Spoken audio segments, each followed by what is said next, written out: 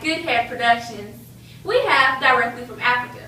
Today we'll be speaking with Geneva. So Geneva, can you tell us when and where you were born? I was born in Guadalupe in 1790. My mother was raped by a slave master. Our slave master was white. So unfortunately, we had to go through some very rough times.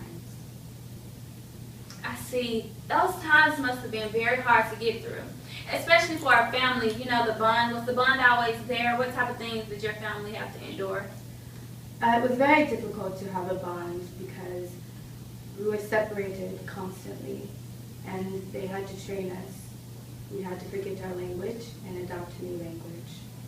We had to change how we ate, and it was very hard for many people.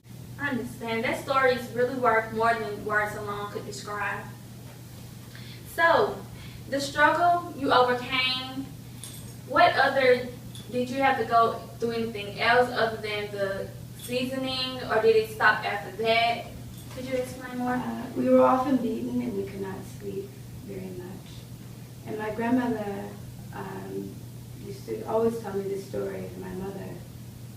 When we were young, it was hard for us to find things to eat. So one day, she went out in the field and she tried to steal some potatoes for our dinner. And she came back and she cooked them.